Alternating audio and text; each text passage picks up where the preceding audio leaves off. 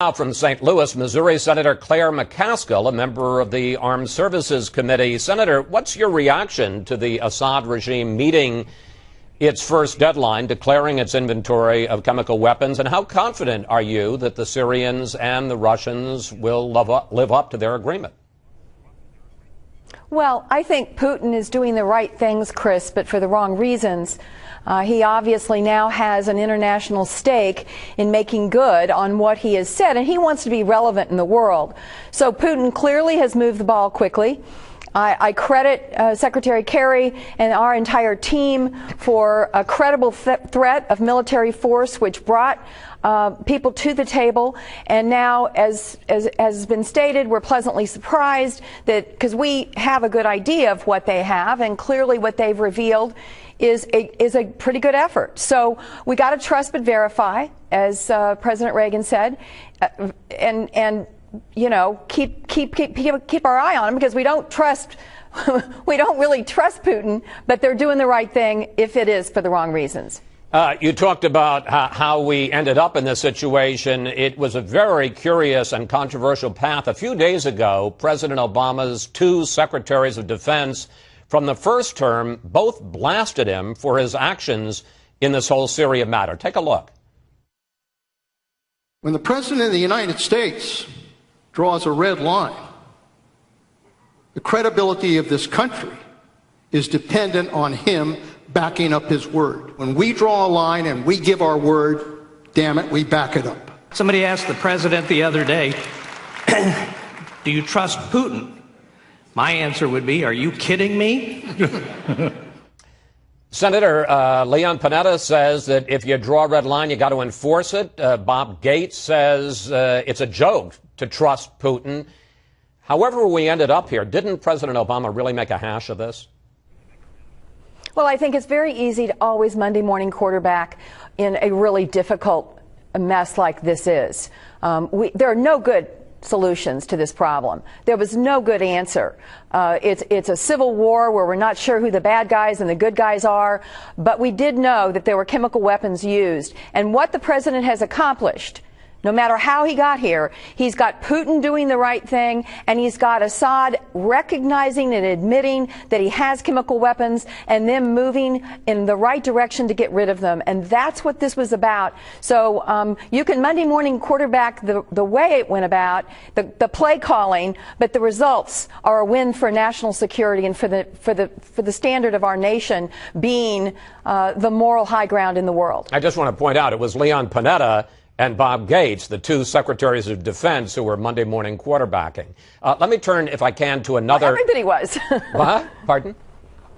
Everybody was Monday morning quarterbacking. Okay, that's all right. I guess it's a part of the Constitution. This week, Iranian President Rouhani comes to New York to the General Assembly, and he is talking about seizing the opportunity for better relations between the U.S. and Iran. Should President Obama sit down with Rouhani at the UN this week? Well, I don't know about that, but I do know there are some good signals. And we need to celebrate the good signals, and we need to make our decisions in consultation with Israel. It is, in fact, Israel that they have threatened to wipe off the globe, and it is important that we stay locked with Israel as we approach these new signals from Iran. Let's turn to domestic affairs. You just heard our interview with Senator Cruz, who's calling for a filibuster to block consideration of the House-passed bill, which would defund Obamacare while funding the government. I guess two questions. What do you think of Cruz's strategy, and how do you think this is going to play out over the next week?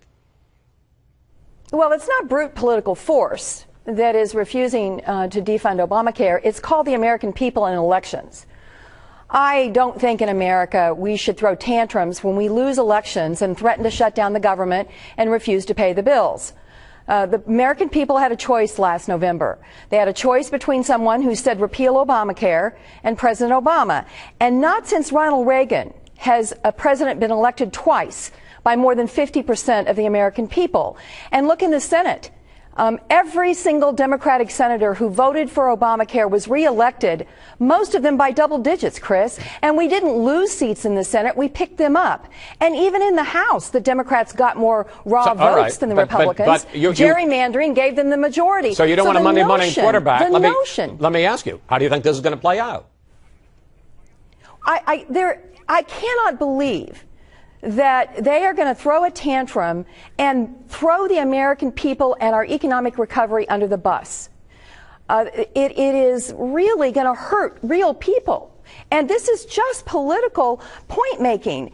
This is about running for a president with Ted Cruz. This isn't about meaningful statesmanship. This isn't about doing what we are sent to Washington to do, and that is compromise and run the government. Let's sit at the table and try to make Obamacare better. Let's sit at the table and negotiate lower spending in our federal government.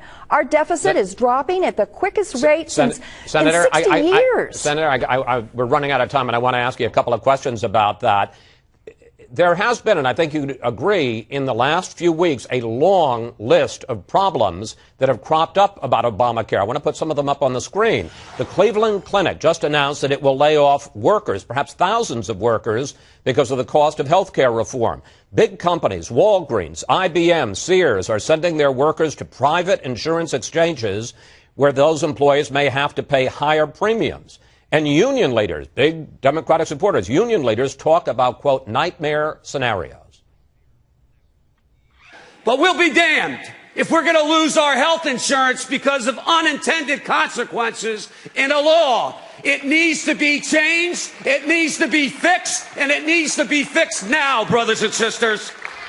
Question. If the White House is willing to give companies an extra year to try to figure this out, why not give the average American an extra year while they work out what seem to be an awful lot of problems? Because there are millions of Americans that need health insurance right now, Chris, and they're going to have an opportunity to get them on the exchanges. The notion that the opponents of this are willing to say to the American people, don't take the benefit that has been designed to allow you for the first time to go somewhere and get a reasonable insurance coverage for a reasonable price. We would rather you not do that so we can get a political victory by making this fail. These exchanges are going to benefit millions of Americans. And Walgreens made a decision where they said, we're going to give you the money and allow you to go shop on the exchange, where you're going to be able to pool with a large group and get a wide variety of policies to choose from. Now, in some states like mine, I don't want to get too deep in the weeds because we've got other things to do, but I mean, the point is, one, that amount of money that they're going to give may no longer, as time goes on, be enough to pay the premium. And secondly, it's a direct contradiction of President Obama, who said, if you like the health care plan you have, you can keep it. No, they won't be able to keep it. Well, I think the point is, Chris, that there is going to be an opportunity for millions of Americans who had no place to go, who had pre-existing conditions, to get insurance. As the bill is implemented, all of us just have one goal, and that's affordable, accessible health care. Let's get to the table. If there are tweaks that need to occur, but let's get it implemented. Let's give people an opportunity to buy insurance that they can afford, which is why we began down this road in the first place. People forget the problem we confronted, and the people who are using this as a political 2x4 have no solution to this problem. All right. It's not easy. One final question, because this is the subject on which you have great concern, and that, of course, is the massacre at the Washington Navy Yard, where 12 people, innocent people, were killed by a government contractor. The shooter, Aaron Alexis, had a long record of misconduct in the Navy and then a history of mental illness afterwards, and yet he ends up with a secret clearance. You are the chair of the Senate panel on contracting oversight. Question, how messed up is this system? You got about a minute. How messed up is this system, and what are you going to do about it? It's very messed up. We have a contractor who is overpromised, and you can't shortchange the right background checks. Now, we need to do a couple of things. One is make sure we're doing the right number of background checks and not too many, but the ones we do, we have to do right. The company that did this background check is the same one that did Snowden's. They're under criminal investigation, Chris. Dozens of people have been convicted for fraud around background checks where they are not doing them and passing them through. We've got to get to the bottom of this. It's a top-to-bottom overhaul.